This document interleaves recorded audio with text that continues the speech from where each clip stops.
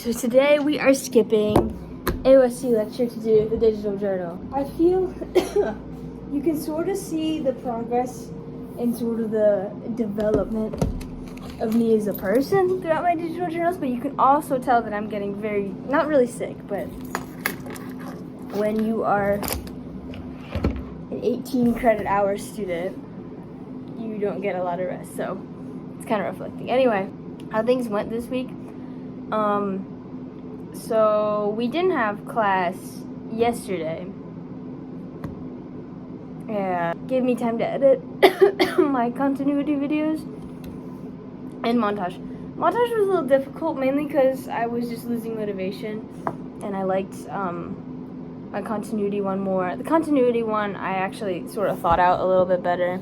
And last week I said, I'd show you my progress with how Premiere Pro is doing. So if I didn't mention it, I did last week's digital journal on Premiere Pro on my laptop. And that didn't go very well because maybe my laptop's not strong enough. Maybe I had like a high resolution video, whatever the reason. Okay, I finally figured out the questions, so we have to answer them in order because archives mean something, and then you have to flow into the next one, which is with what archives actually means. Okay, so just to preface, I read this article like 3 weeks ago because I thought we were going to discuss it back in like September, but I'll see how I do. So what did she say about archives? So archives, as I'm taking it, archives is typically somewhere you put stuff from the past, that's where you put it. So who gets written in, who gets to be in it? So just like who gets to be, in the back of our minds, cultural knowledge. So when I think of this question, I think of, say I'm in a literature class and they say, okay, so we're going to pick 5 classic books. I would say 9 times out of 10, all of what we may consider as a classic would be written from an inherently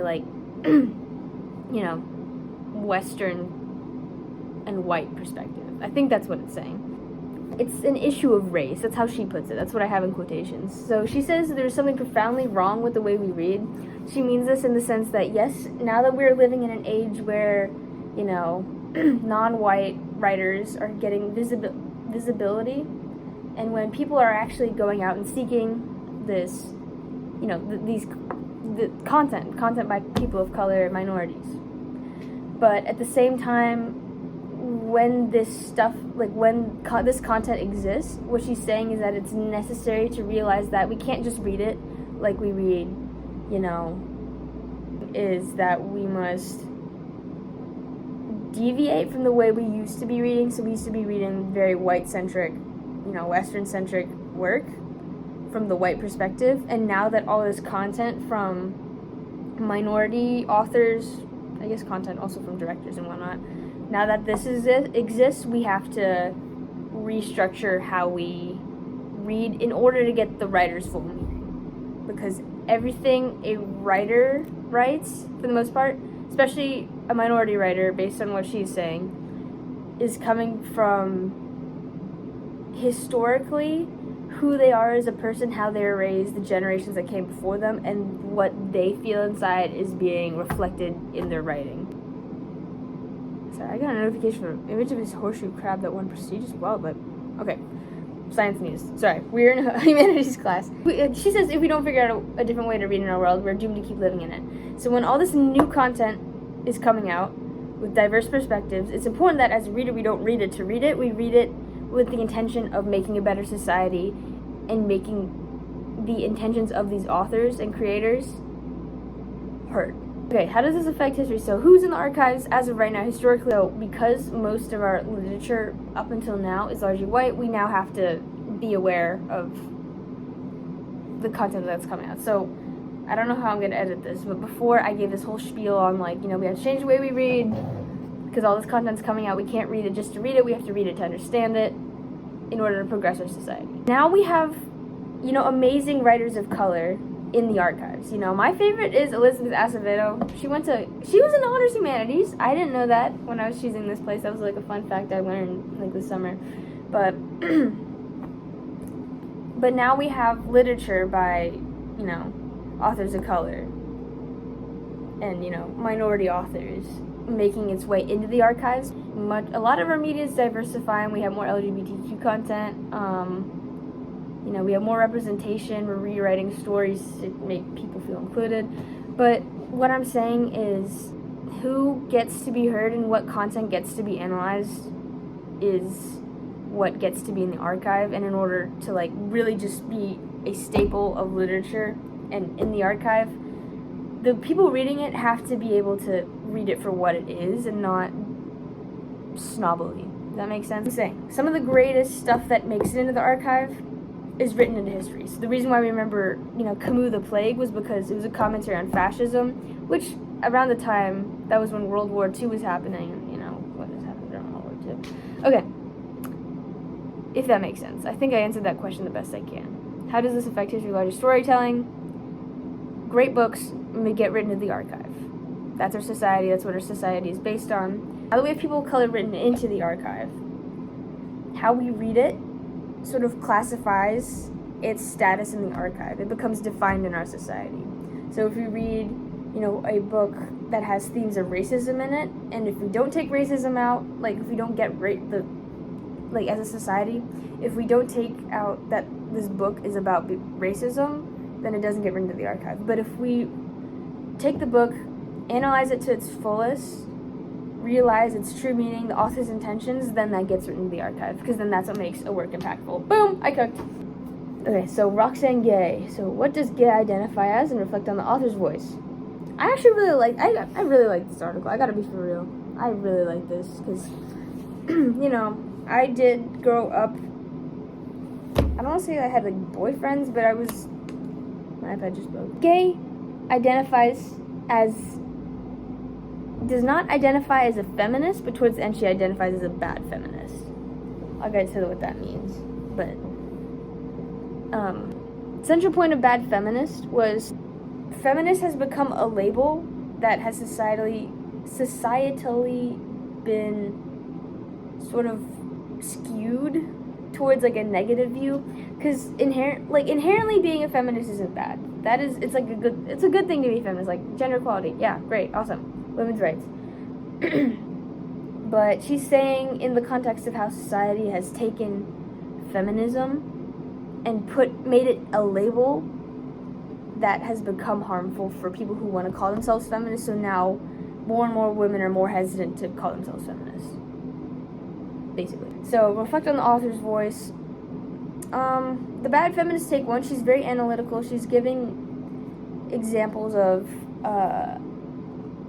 various feminist literatures out there. I took notes on this. So she references Judith Butler, who wrote Gay does, in the first part does identify that there are there are various viewpoints of what it means to be a feminist. They all clash. They don't take into account, women of color's experience. It shows how society views the label feminist.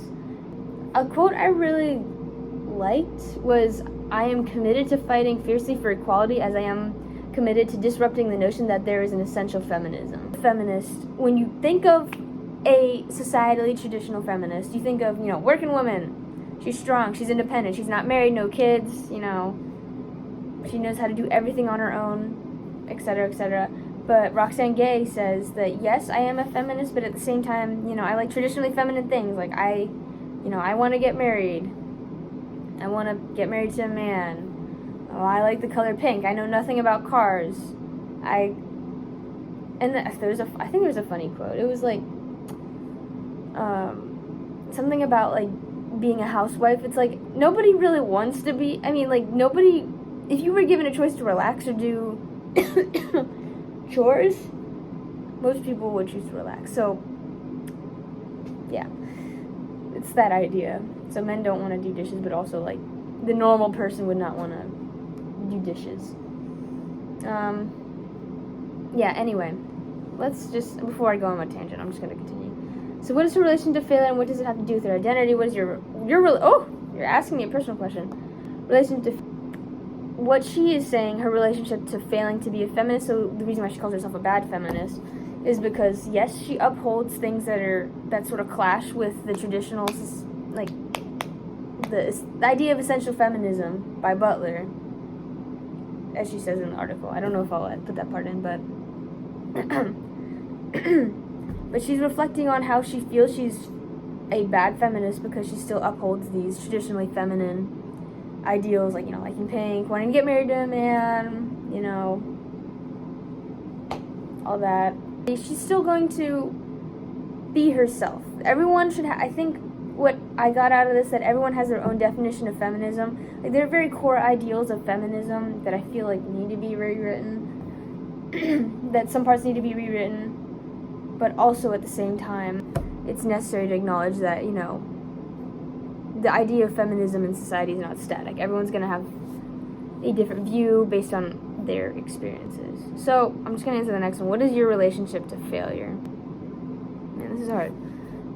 So, like, I wrote down, I hate dresses. Like, I deathly hate it. I hate wearing that. Like, not even the fact that it looks bad on me. I just hate the fact that dresses, it's a sheet of cloth, and then it drapes down, and then God knows what's under that. Like, what, like, I don't know what I'm supposed to wear. Like, it's just there. I don't like it.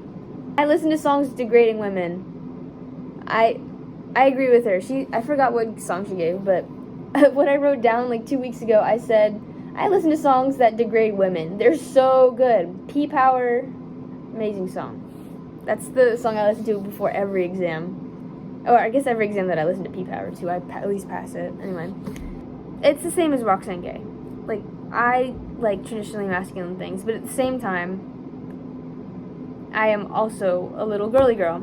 As my friends would say, I'm just a girl. The failure is, yes, I have failed as a feminist. I wouldn't even call myself a feminist. But I think I too am a bad feminist, whereas I'd rather just be myself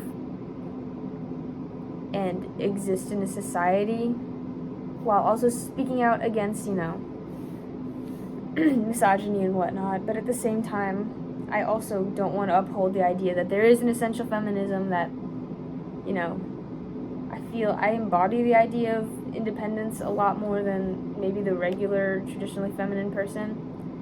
But at the same time, I will never go out of my way to be like, you need to be more independent, you need to do this and do that. No. Anyway.